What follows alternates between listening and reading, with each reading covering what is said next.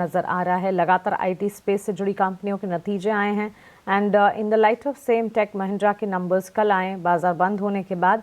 Persistent system के numbers जो हैं वो ज़्यादा इम्पैक्टफुल आज होंगे बिकॉज नतीजे हर लिहाज से काफ़ी अच्छे हैं परसिस्टेंट के। कैसे देख रहे हैं IT major Tech Mahindra and mid cap IT plays में परसिस्टेंट सिस्टम को आप? मानसी जी, अगर आईटी ओवरऑल पैक की बात करते हैं, देखिए जहाँ पे हमने थोड़ा बहुत वॉलेटिलिटी देखने मिल रहा था कुछ दिनों से, टेक महिंद्रा का रिजल्ट आने के बाद भी मुझे लग रहा है कि स्टॉक में ज्यादा इतना उछाल नहीं देखने मिला। बिल्कुल कल एक ऑलमोस्ट 1% के गेंस के साथ क्लोजिंग दिया हुआ है। मुझे लग रहा है कि जो एक कंसोलिडेशन है, जो हैंगओवर है अभी भी, वो अभी भी एक्सटेंडेड है। जब तक इसमें से क्लैरिटी नहीं मिलती है, मुझे लग रहा है कि एक क्लियर रिवर्सल देखना थोड़ा मुश्किल है आईटी सेगमेंट में। लेकिन शॉर्ट टर्म में बिल्कुल छोटे अपॉर्चुनिटीज बन सकते हैं। जैसे हमने डिस्कस किया था कि टेक महिंद्रा में भी अगर देखा है तो ऊपर की ओर एक बाउंस देखने मिल सकता है, जहाँ पे 1530 15 20 30 के आसपास रेजिस्टेंस जोन है। तो वहां तक मुझे लग रहा है कि एक शॉर्ट टर्म में बाउंस देखने मिल सकता है।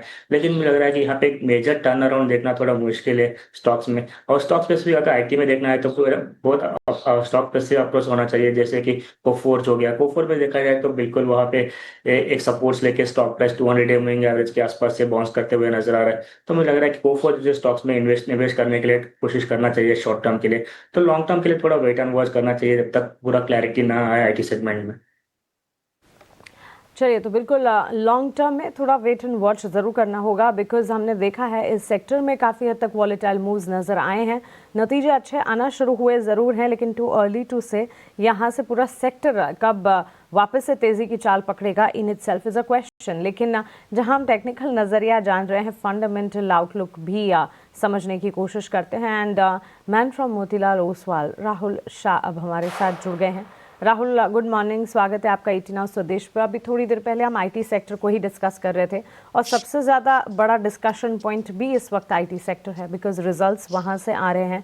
धीरे धीरे टेलीकॉम प्लेयर्स, बैंकिंग और अन्य सेक्टर्स के नतीजे भी आना शुरू होंगे। इनफैक्ट इस हफ्ते ही ढेर सारी कंपनियां, 200 से ज़्यादा कंपनियों के नंबर्स हैं।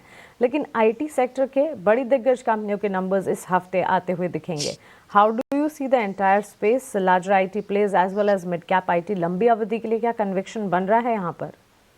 हाय, गुड मॉर्निंग। आई थिंक जिस तरह से सेटअप देखने को मिला है, आई थिंक तो सेक्टर आईटी सेक्टर हम देखें तो लास्ट 1 से 12 से 18 महीने तक से हम देखें तो every quarter on quarter I think the numbers have been just been soft और maybe a flattish kind of very hardly हमने देखे एक few select names in mid caps में जहाँ पे नंबर्स एस्टिमेट से ज्यादा आते हुए देखने को मिला है।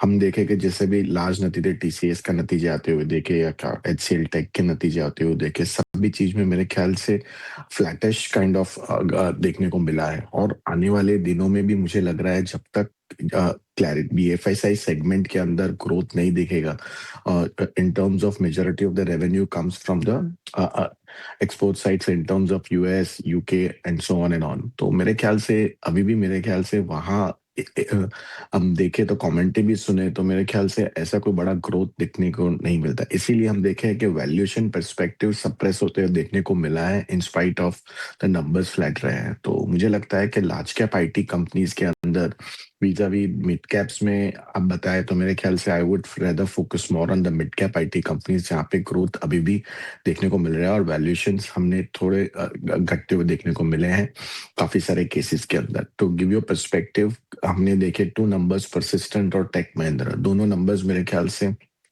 जो स्ट्रीट एस्टिमेट कर रहा था उससे बेटर परफॉर्मेंस करने के लिए तो, और टेक महिंद्रा तो मेरे हिसाब से ऑल राउंड नंबर्स बहुत ही बेहतरीन आते हुए देखने को मिला है। तो हमें लग रहा है कि mid cap IT companies Tech Mahindra, Persistent, Coforge ये सभी आउट परफॉर्म कर सकते हैं आने वाले दिनों में versus the large cap companies. So I would wait in to buy a large cap IT companies rather than buying. I would prefer कि हम मिड कैप आईटी कंपनीज के अंदर जाएं।